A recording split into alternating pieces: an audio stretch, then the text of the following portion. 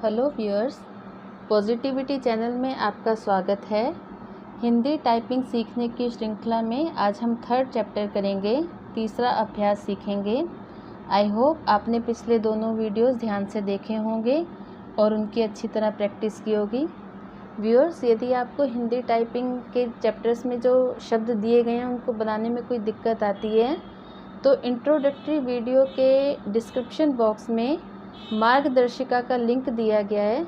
उसमें हर एक चैप्टर के नीचे उसमें चैप्टर में दिए हुए जो भी शब्द हैं उनको बनाने की विधि भी दी गई है। आप वहां से सहायता ले सकते हैं और हर एक शब्द को बहुत ही आसानी से सरलता से बना सकते हैं।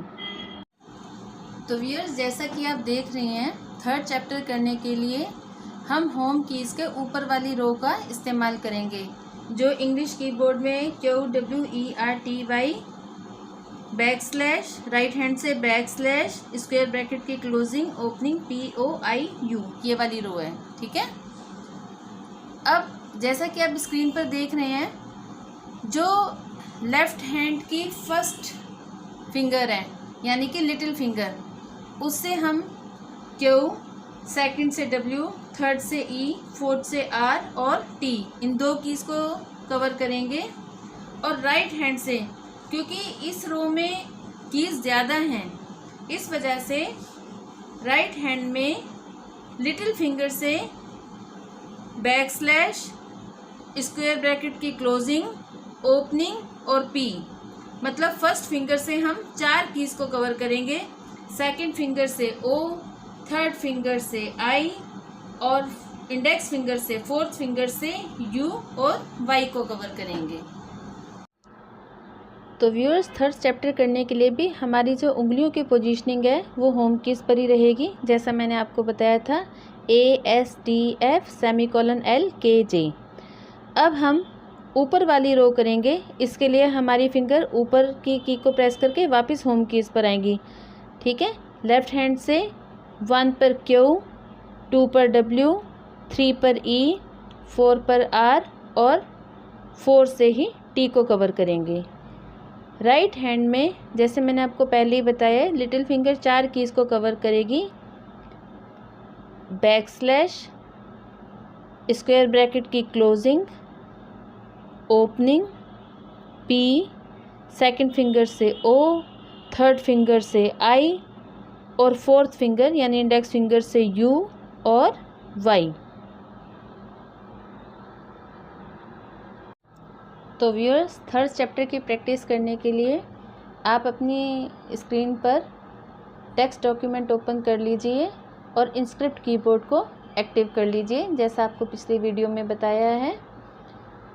हाथों की पोजीशन को होम कीज़ पर रखते हुए अब हम अपना 3rd चैप्टर शुरू करते हैं।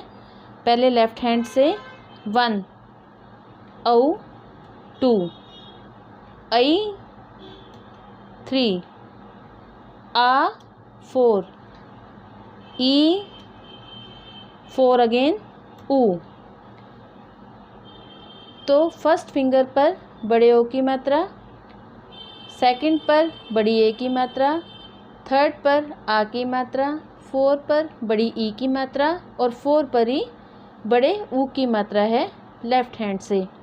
अब राइट हैंड पे आए। 1 बैक स्लैश पर ये अ की साउंड है, आ की मात्रा के साथ अर्धचंद्र। अंग्रेजी भाषा से जो शब्द हिंदी में आते हैं, जैसे बॉल, डॉक्टर, कॉपी, ऐसे शब्दों में आ की मात्रा के साथ अर्धचंद्र लगाया जाता है। तो आ की मात्रा के साथ अर्धचंद्र की आवश्यकता आपको जब भी होगी तो आप बैक स्लैश की का इस्तेमाल करेंगे, स्पेस, फिर 1 अगेन, स्क्वायर ब्रैकेट की क्लोजिंग पर ये आता है नीचे वाली बिंदी या नुक्ता। नुक्ता उन शब्दों में इस्तेमाल होता है जो उर्दू भाषा से हिंदी भाषा में आए हैं, जैसे ज़मीन, कागज़। जहाँ पे नुक्ता लगाने की आवश्यकता होगी वहाँ पर आप इस की का इस्तेमाल करेंगे। और ड को ड़ बनाने के लिए तथा ढक्कन वाले ढ को ढ बनाने के लिए भी आप इसका इस्तेमाल करेंगे। अगेन 1 को थर्ड टाइम जब हम प्रेस करेंगे तो स्क्वायर ब्रैकेट की क्लोजिंग वाली की इस पर आता है ड स्पेस। फिर अगेन 1 पी पर जब हम इसको प्रेस करते हैं, पी की को प्रेस करते हैं तो आता है ज। सेकंड पे द, थर्ड पे ग, फोर्थ पे ह और ब। ठीक है, एक बार फिर से देखें। लेफ्ट हैंड औ, ऐ, आ, ई, उ। 1 2 3 4 4। राइट हैंड में औ, नीचे वाली बिंदी ड, ज। ये चारों कीज 1 से यानी फर्स्ट फिंगर से, यानी कि लिटिल फिंगर से, राइट हैंड की लिटिल फिंगर से। सेकंड पे द, थर्ड पे ग, फोर्थ पे ह और ब। इन लाइनों की प्रैक्टिस, इस लाइन की प्रैक्टिस कम से कम 25-30 बार करें, क्योंकि राइट हैंड में कीज़ ज़्यादा हैं तो थोड़ा सा इसको आपको ज़्यादा प्रैक्टिस करना होगा। और अगेन हम इसको कोरिलेट करके ही कर सकते हैं।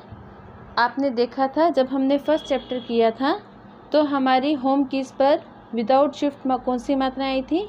छोटे ओ की मात्रा, छोटी ए की मात्रा, हल चिन्ह, छोटी ई की मात्रा और छोटे ओ की मात्रा। तो आज के चैप्टर में भी आपको याद रखने की ज़रूरत नहीं है, आपको ये पता है कि हमने इन्हीं कीज़ पर, इन्हीं फिंगर्स पर, होम कीज़ पर छोटी मात्राएं की थी। और ऊपर वाली रो में, मतलब होम कीज़ की जो ऊपर वाली रो है उन पर इन्हीं फिंगर्स का इस्तेमाल करते हुए बड़ी मात्राएं आ रही हैं। मतलब बड़े ओ की मात्रा, जिस उंगली पर छोटी ए की मात्रा थी उसी पर ऊपर वाली जो की है उस पर बड़ी ए की मात्रा है। जिस फिंगर पर हल चिन्ह था उसी पर ऊपर वाली रो में आ की मात्रा है। जिस फिंगर पर होम कीज़ में छोटी ई की मात्रा थी उसी में ऊपर वाली रो में उसी फिंगर पर बड़ी ई की मात्रा है, और जहाँ छोटे ऊ की मात्रा थी वहाँ पर बड़ा ऊ आ गया। तो आप इसको कोरिलेट करके याद रख सकते हैं। अब दूसरे हाथ पर देखें, दूसरे मतलब राइट हैंड में अ की साउंड याद रखनी पड़ेगा। स्क्वायर ब्रैकेट की क्लोजिंग पर नुक्ता या नीचे वाली बिंदी, इसको आपको अपने माइंड में रखना पड़ेगा। पी पर स्क्वायर ब्रैकेट की क्लोजिंग पर ड, फिर ज,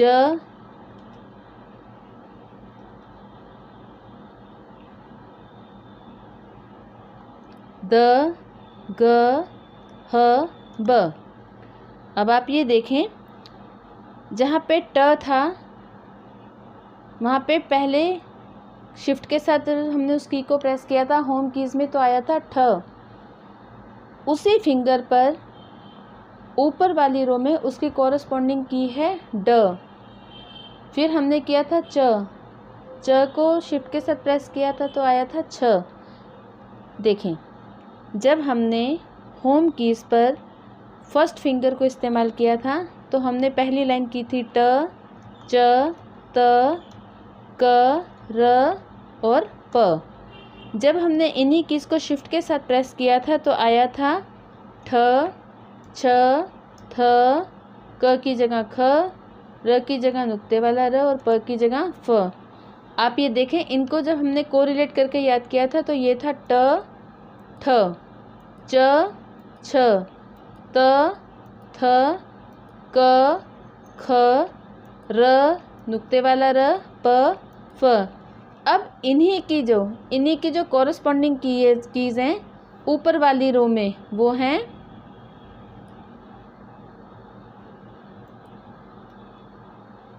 ये ट, ठ, ड, च, छ, ज, त, थ, द, क, ख, ग, र, नुक्ते वाला र और ह, प फ ब।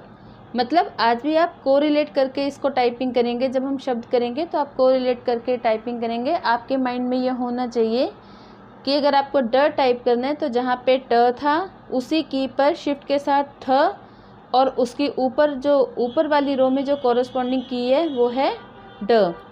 चलिए अब हम शब्द बनाते हैं। पहला शब्द है जुदा। अब जुदा करने के लिए आप इस बात का याद रखेंगे, च छ ज। च था होम कीज पर, लिटिल फिंगर पर जहाँ था च उसी पे ही था छ, और अब उसमें ऊपर वाली जो रो है होम कीज से ऊपर वाली रो पर उसकी कॉरस्पॉन्डिंग की है ज। च छ ज। ज को छोटे ओ की मात्रा, फिर द, त थ द, तो त थ द। त कहाँ था इस बात को याद करें, ट च त, तो त वाली की, फिर उस पे थ और उसकी कॉरस्पॉन्डिंग की द, आ की मात्रा, जुदा। इस तरीके से तो आप इस एक्सरसाइज के जो भी शब्द टाइप करेंगे उनको इस तरीके से कोरिलेट कर कर करेंगे। ज प जप, द को बड़े ओ की मात्रा, ब दूब, डर, ड र डर, फर्ज, शिफ्ट के साथ फ, फिर र को आधा करके ज, और साथ में लगाएंगे नुक्ता, फर्ज। नुक्ता लगाने के लिए हमने इस की का इस्तेमाल किया है। नीचे वाली बिंदी और नुक्ता दोनों इसी की से लगेंगे, ठीक है। बुजुर्ग, बुजुर्ग लिखने के लिए ब को छोटे ओ की मात्रा, फिर ज, फिर नुक्ता, फिर छोटे ओ की मात्रा, बुजुर्ग। र की साउंड आ रही है तो आप र लिखें, र को आधा करें और ग, बुजुर्ग। इस तरीके से एक बार फिर देखें, ब को छोटे ओ की मात्रा, फिर ज को पहले नुक्ता लगाएं, फिर छोटे ओ की मात्रा लगाएं, फिर र को आधा करके ग, बुजुर्ग। खरबूज, ख र, ब को बड़े ओ की मात्रा और ज, खरबूज। इस तरीके से, ठीक है। अब आपकी एक्सरसाइज में एक शब्द है खड़ा। जैसे आपने लिखा ख,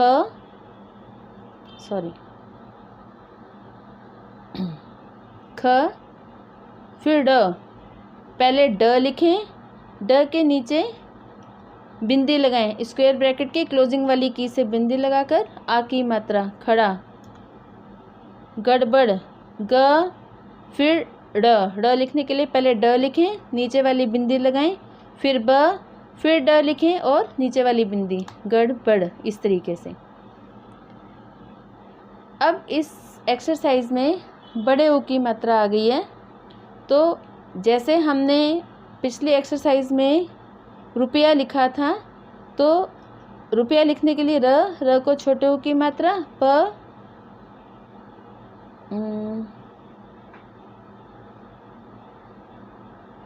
नहीं हमने रुपया नहीं लिखा क्योंकि यह इस एक्सरसाइज का पार्ट नहीं है। अभी कुछ और शब्द लिख लेते हैं।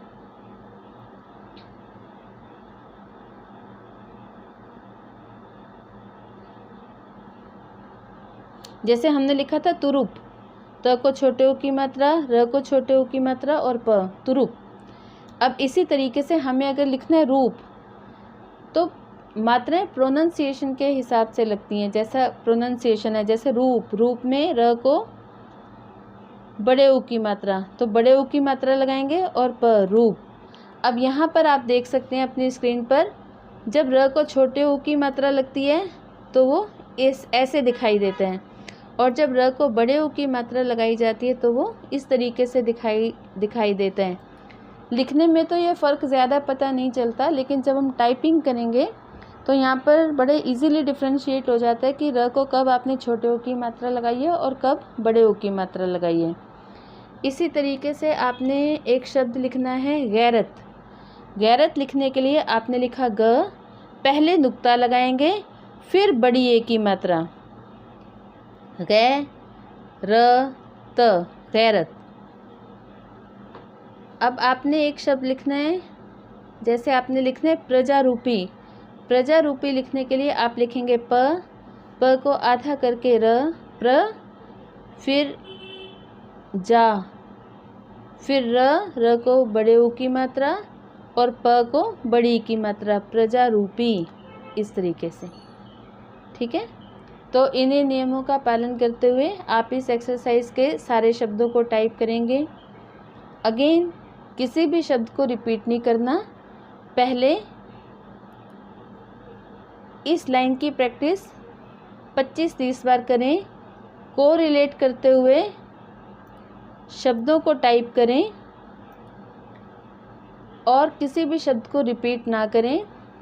व्यूअर्स, अगर आपको शब्द टाइप करने में दिक्कत आती है तो इंट्रोडक्टरी वीडियो के डिस्क्रिप्शन बॉक्स में मार्गदर्शिका दी गई है, वहाँ पर हर एक चैप्टर में जो शब्द दिए गए हैं उनको बनाने की विधि भी उसी के नीचे दी गई है, आप वहाँ से देख सकते हैं ताकि आपको शब्द बनाने में दिक्कत ना हो। इस चैप्टर की अच्छे से प्रैक्टिस करें। अब आपसे अगले वीडियो में मुलाकात होगी जिसमें हम 4 चैप्टर करेंगे। All the best, thank you.